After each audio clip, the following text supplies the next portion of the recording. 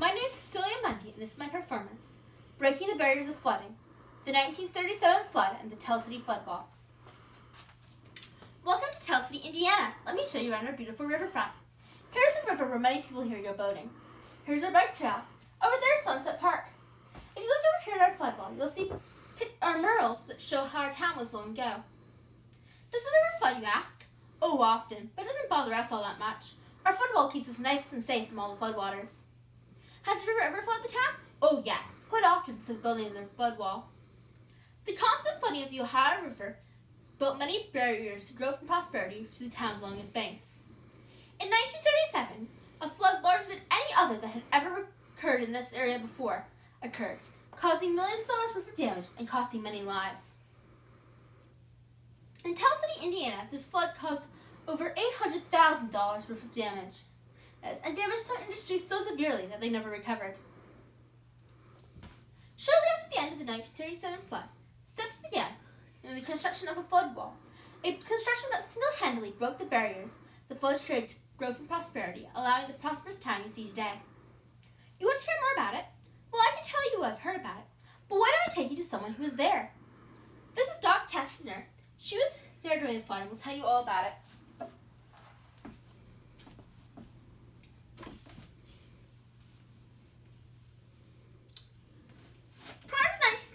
There were floods every couple of years. In 1884, a flood larger than any other ever recorded occurred with a crest of 50 feet 6 inches. In 1913, an even larger flood occurred, causing 502 deaths and over $116 million worth of damage. The people of Tell City, among the people of other places, thought the 1913 flood showed the highest the floodwaters of the Ohio could ever reach, but the 1937 flood proved them wrong.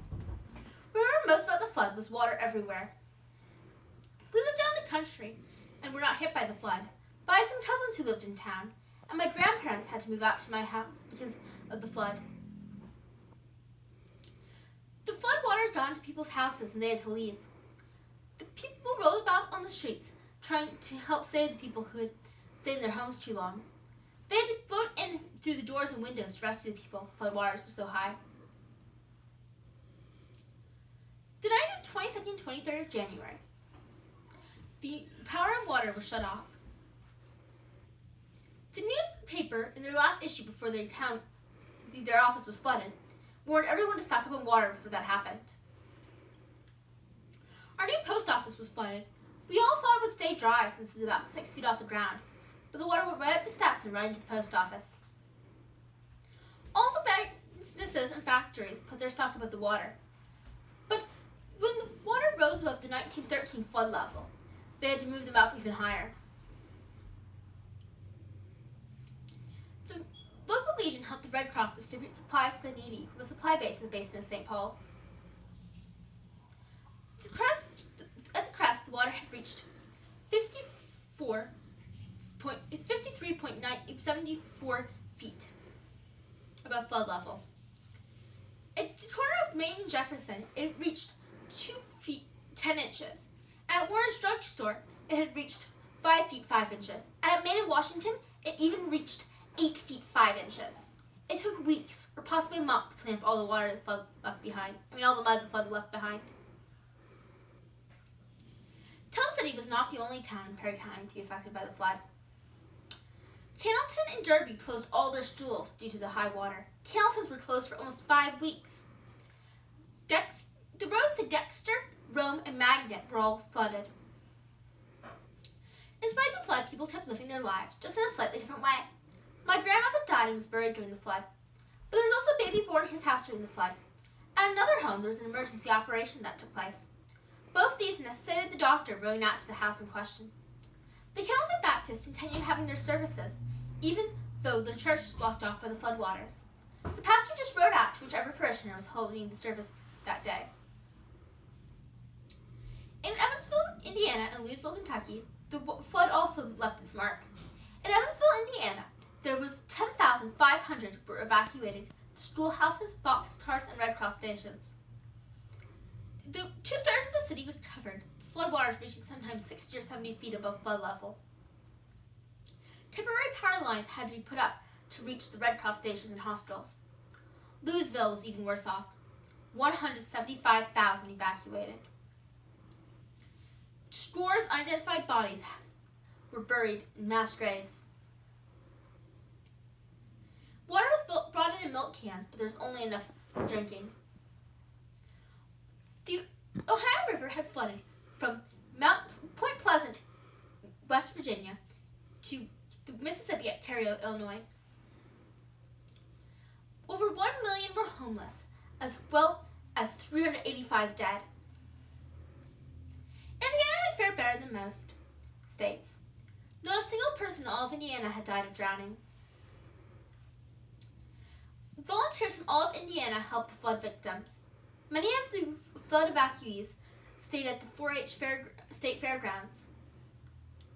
Indianapolis Recorder wrote, "Never before in the history of Indiana has such a spirit of cooperation been manifest as the citizens of Indianapolis have shown during the state's greatest flood." In Tell City, Indiana, over $800,000 worth of damages occurred from the flood. One industry was damaged so severely it moved to Franklin, Indiana.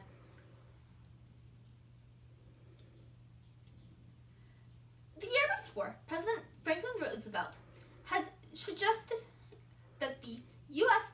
engineers should start building flood walls for the often flooded areas along the Ohio River. As you can imagine, the 1937 flood sped this up quite a bit. Shortly after the end of the flood, the Tell City Council took steps to contact the U.S. engineers in Louisville.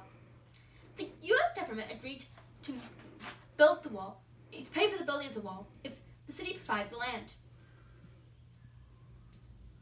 The wall took 1.5 million pounds of reinforced steel, as well as 15,000 yards of concrete. Even though it was only used when there was not room for the cheaper levee, it still cost $1.1 million to build. On October 17, 1941, the flood wall was completed. It was the first one completed in its area. The flood wall is 14 feet tall, 3 feet taller than the crest of the 1937 flood. It's 6,300 feet long, with a levee going another 3,700 feet. 6 gates are in the walls, each one having a vault with the stuff to close the gates off. There are also 2 pumping stations to get rid of the water from behind the wall. The next day, October 18th, was the flood wall's dedication. My family was there. There were so many people there. Everyone was so glad that the flood wall would prevent something like the 1937 flood from happening ever again. Governor Henry Stryker said, "In dedicating it here today, we are making history, which will be remembered for generations to come. This flood wall is an improvement on the state of Indiana as well as on Tell City," he continued. "But above all, it means security to you, the people of Tell City." Places like Evansville and Jeffersonville had not yet completed their flood walls, and many other towns along the Ohio had not even started theirs yet. I hope I've been helpful. Did you enjoy talking to Doc Kestner? I'm glad. Has the flood wall been useful? Oh yes. Just 2 years after the flood wall was finished in 1943, a flood with a crest of 45.95 feet occurred. The city stayed completely dry. 2 years later, a flood just 5.5 feet lower than the 1937 flood occurred, and the city was not damaged $1 by the floodwaters.